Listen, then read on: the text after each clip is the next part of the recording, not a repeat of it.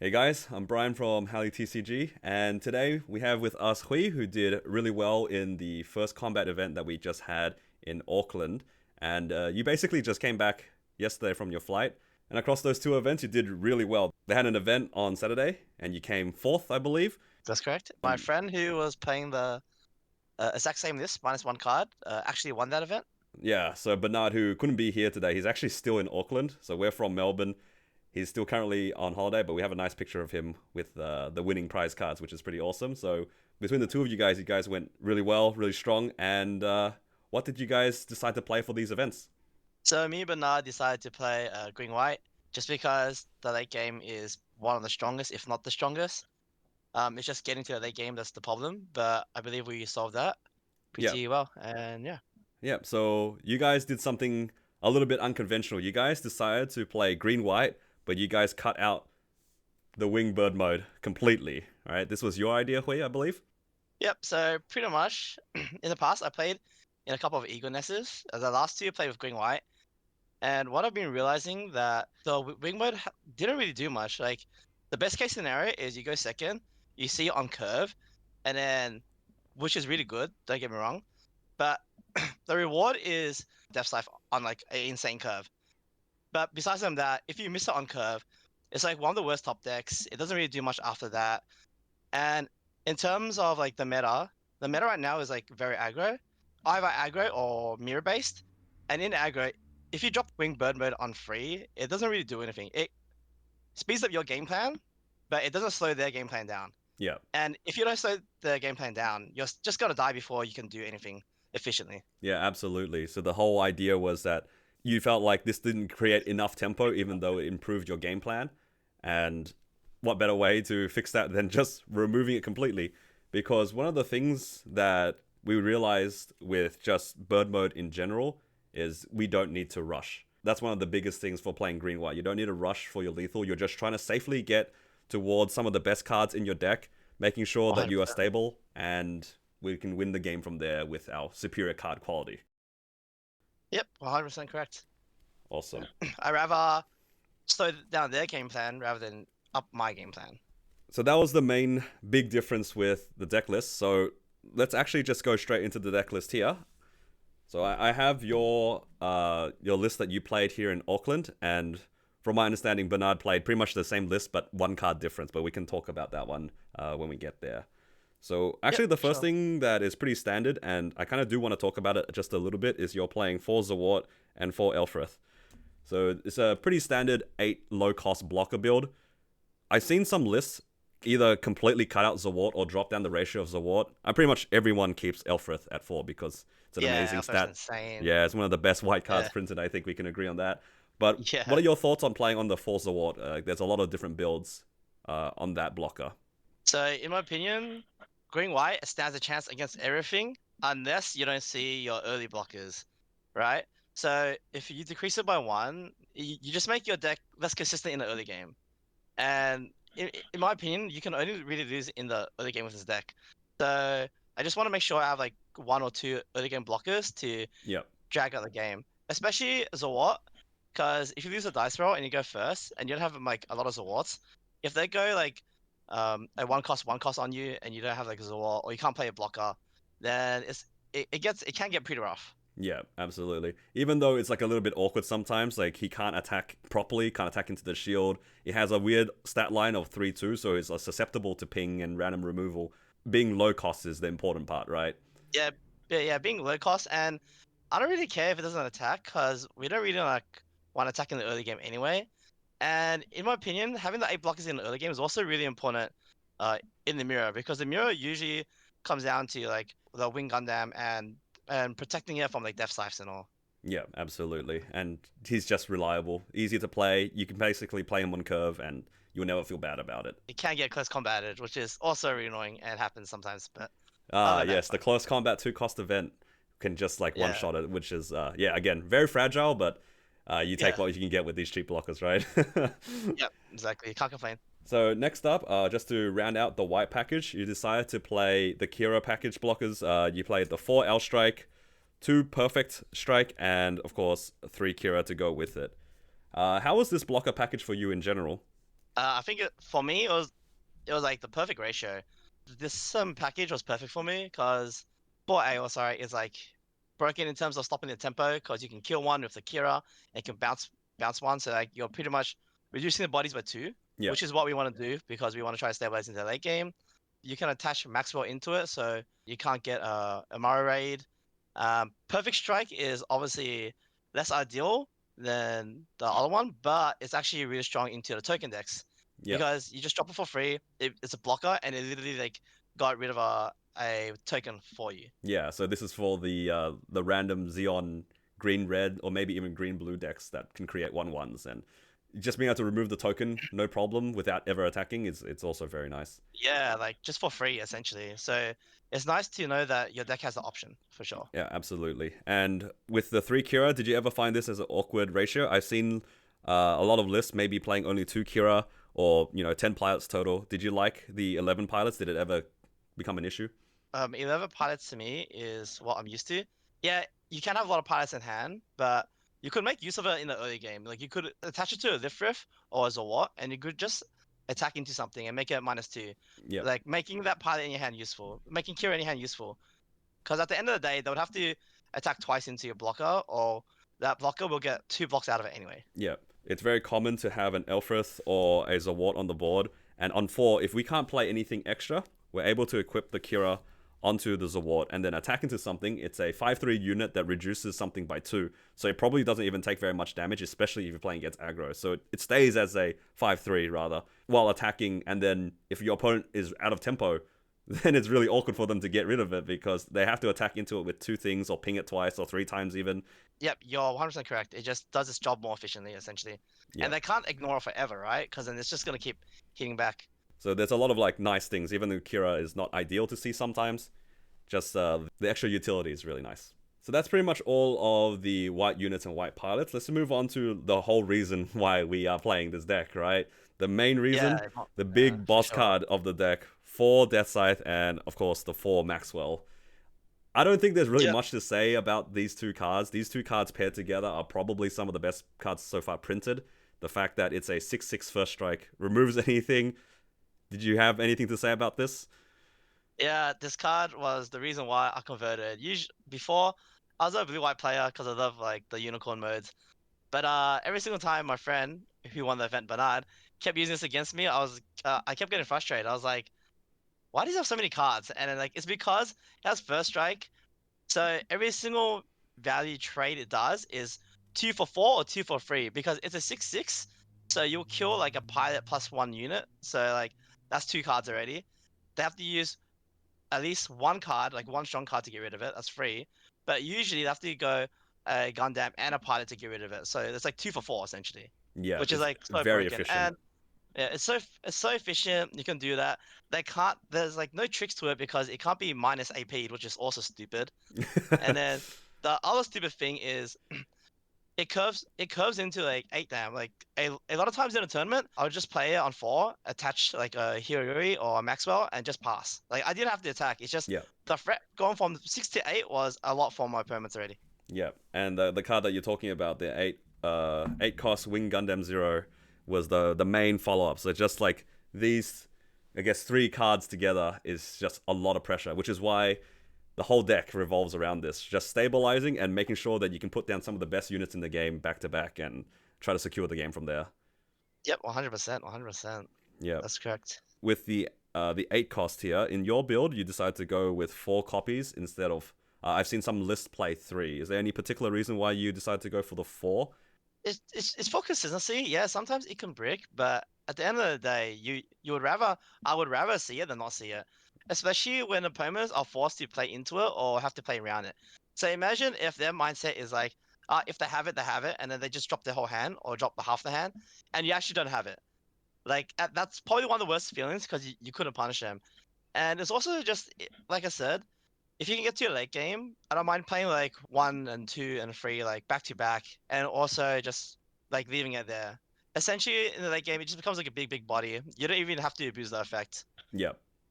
And the fact that it's a gigantic unit with, for whatever reason, high maneuver is very, very strong. Yeah, high maneuver can create like big checkmate positions. And if you attach the pilot into it, it's like a 8 attack, 9 health. It literally cannot get one shot by anything. Yeah, it's very, Yeah. very strong. And just to round out the green units, pretty much, we have here the 4 Wing Gundam and the 4 Hero Yui. Not really much to say here. I guess the main question is, how did you feel about playing these cards still without the bird mode? Did you ever feel like the heroes were a bit bricky by any chance? Because you only really have 8 link units, and one of them being the 8 costs can sometimes make it a little bit awkward. Did you mind having so many heroes in the deck? Nah, I still wanted the 4 copies of it because it works well with Maxwell. And if you see the wing and the pilot together on your level 6, then it creates a huge tempo swing. So I just want to maximize those chances. And having more copies of that will always like enhance your late game, just because like the 8 costs attached with the pilot is like I said, 8 attack, 9 health is just too big. Yeah. Yeah, for The sure. funny thing though is that with the wing dam, I originally was running free because I thought Death Scythe was all you needed, but I was actually wrong about that because the wing dam is actually one of the most important cards in the mirror. So I left it at 4. Yeah. And it's also overround good. It's just a little slow, but like it's MVP in the mirror for sure. Yeah, it's very strong into the mirror because oftentimes in the mirror, both players just play a bunch of blockers and they kind of just stare at each other. But Yeah. you create like a really strong punishing positions when your opponent has some blockers that they can't really do much with. And then suddenly you have this Wing Gundam that can attack into your standing things. And now your opponent has to respond to it. Otherwise, they will just slowly lose their shields whilst Yeah, you are 100%. still Yeah. building a board. So yeah, these Yeah. at 4 are very nice into the mirror. You could also view that card in a different way. Like you could view it as a Gundam that says your opponent can't play level 4 units or lower on the field, or else it gets Yeah. or else it dies. Yeah. So it creates like a floodgate effect, like that pressures your opponent from playing into stuff. Yeah, absolutely. I Essentially. think in our play testing, whenever we played the mirror, whoever put down the Wing Gundam, it just felt so bad because it meant that playing blockers is like such a weaker option. You can't Death Scythe something and then play a blocker anymore, like is what you would usually do. If you Death Scythe something, you have to Yeah. protect your Death Scythe from theirs. But if they Yeah, have a Wing exactly. Gundam parked, then suddenly your blocker is significantly worse. So Yeah, it does 100%. definitely come up a lot in the mirror. Yeah. Some people would also say that like the would argue that the blockers don't really matter in the mirror because it gets blown up by like the ACOS, but like it's too slow to rely on the ACOS, to be honest. Yeah, sometimes you get randomly punished by your opponent having big swings, so just Yeah, having 100%. Yeah. consistent ways to remove the blockers is always nice before 8. Yes, correct. Now, moving on to the last couple of cards in the deck is just the commands. Not really much to say here. We played, just the 4 overflowing for consistency. Not really much to Yep, say. 100%. Very strong card. This is Very probably strong. the more interesting part of the deck, in my opinion. There are 2 striker packs in your list for the blocker, and also you have 2 Unforeseen Incident.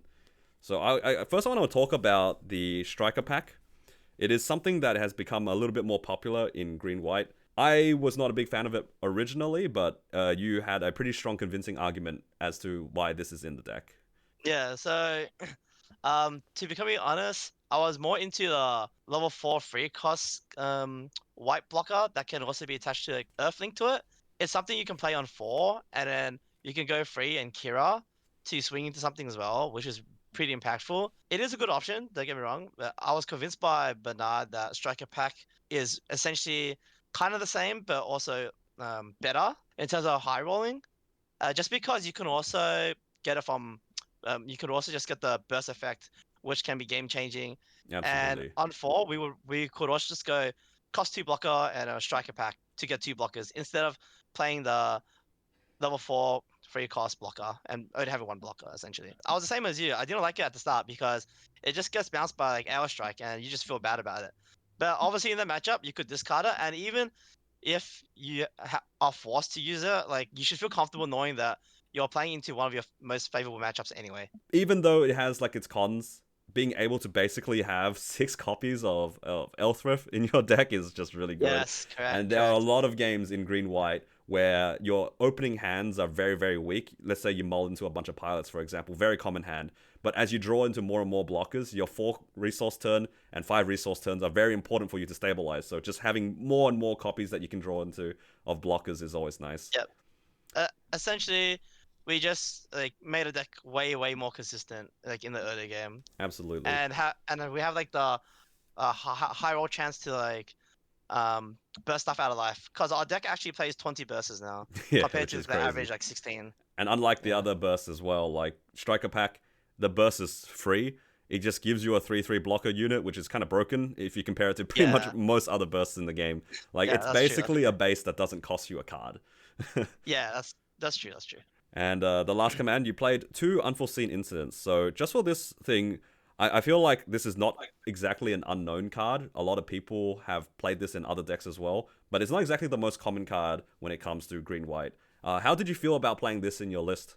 Yeah, this card was pretty amazing. I'm not gonna lie. Um, so the thing with deck building is that you have consistency, and then you also have like power. This card pretty much increases the power of the deck by like twofolds just because of the options it can provide. Because without this, you have no way to interact with your opponent on their turn. So this lets you do a bunch of things. Like imagine you're playing against a rush deck and they only have one unit that has 3 AP and the rest are one-offs and they're attacking to your base. You unforeseen that, your base is gonna live for a long time now. If they try to trade into units, like unforeseen is gonna make it a favorable trade for you. Against red blue, it's one of the biggest checkmate cards because if your thing has 6 health and they try to first strike into it and you use unforeseen, they just die and they don't get first strike. Yeah, Yeah. and the first strike just fizzles. There's a lot of like really cool situations, and I think the biggest one is like you said, when your opponent is trying to break into any of your base cards, either the EX base early game or into your desert ground base, which is the 6 HP base that we play 4 of course. Yeah. One of the best bases in the game, not much to say. But there are a lot 100%. of times when a paired unit will be at 6 AP. There's like Gelgoogs, there's Gundams.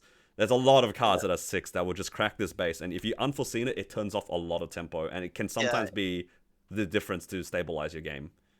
In fact, Bernard won because of that card. There was a turn where he was playing against red green, no, sorry, red blue, and he had a bunch of like one ones, and he went Gelgoog into high maneuver, and it tried to do 6 to the base, and it just got unforeseen, and then like he lost so much tempo after that Yeah. because he only had a bunch of one ones, and Bernard still has a bunch of blockers still. Yeah, and I Yeah. think as well, this is not really that popular of a card in green white, so there was also a little element of surprise, which is always nice. Like if you're playing into a tournament and people aren't really expecting your deck to play a certain event, it's always nice to catch people off guard. Yeah, for sure. Yeah, for sure. Yeah, and just rounding it off, this was the one card difference between you and Bernard. You played the one copy of Archangel, and Bernard instead of this played the third copy of the Striker pack. Just to round things off, how was Archangel and why did you decide to play this one? This is not exactly the most common green-white card either. Yeah, so I really love the utility of Archangel. I liked playing with 5 bases compared to the 4, because a bunch of times I get into the situations where if I have a base, I'm like happy, or if I like go down 0 and I keep chaining bases, I'm also happy. So I decided to play the 5th base over Bernard's third striker. They both essentially do the same thing, which is like protect your life. They're both defensive options, but the Archangel is more of a late game defensive option compared to Striker Pack, which is like a third lift riff, like you said, in the early game. So essentially, they're both defensive cards, but Archangel, in my opinion, is more rewarding in the late game compared to the Striker Pack. And just being able to see extra card with Archangel is also really good. But the counter argument is Striker Pack, the triggers are amazing as well. Um, you will definitely be more consistent seeing blockers in the early game. And in the late game, the blocker does essentially the same thing as Archangel. It's just that um, the Archangel bypasses the high maneuver tricks that your opponent plays because obviously they can just high maneuver uh, against the blocker. Yeah, exactly. Whereas Archangel is like still reasonably big HP base. Yeah, it's like like it's a life if they play high maneuver stuff Yeah, absolutely. compared to a blocker. Just to round things off here, were there any cards that you considered? Because there are plenty of tech cards that are played in a lot of builds. So I guess like the most common tech cards, there's some builds that play stuff like the Freedom Gundam, so like another high cost blocker unit. You also have like the other links that go with Kira. So you have like the Sword Strike Gundam, which is a very popular option lately to be able to bounce units. Like what? Yeah, bounce the what? Yeah, to just bounce most of the cheap stuff, right? And of course, we also Yeah. talked a little bit about the Launcher Strike Gundam. Were any of these like appealing to you, but you chose to opt for Striker Pack instead? I guess in this spot. Yeah, so I chose Striker Packs instead because the Freedom, it's a bit too slow. We would have really strong late game, and Freedom is a strong blocker, but I don't want to play a level 7 5 cost blocker just like block and all that. I'd rather just play like my other green dudes. The Sword Strike is also pretty cool, but it's just not consistent enough because we have 3 Kiras compared to the blue white decks that play 6 targets for it. I still think Launch Strike is really good, but for the identity of the deck, I would rather go on level 4 2 blockers compared to 1 blocker. Yeah, Yeah, it's just essentially that's it. like a nicer feeling curve for you. It's just the fact that it's a 4-3 instead of a 4-2 for Striker Pack. Yeah, correct. Yeah. And just a few other tech cards. There's been a few popular builds of green white. I think one of the more popular ones is the Shenlong package. This is with the Shenlongs with Breach. There's also the Searcher card, Path to Victory or Defeat. Were there Yep. any thoughts on these cards as well?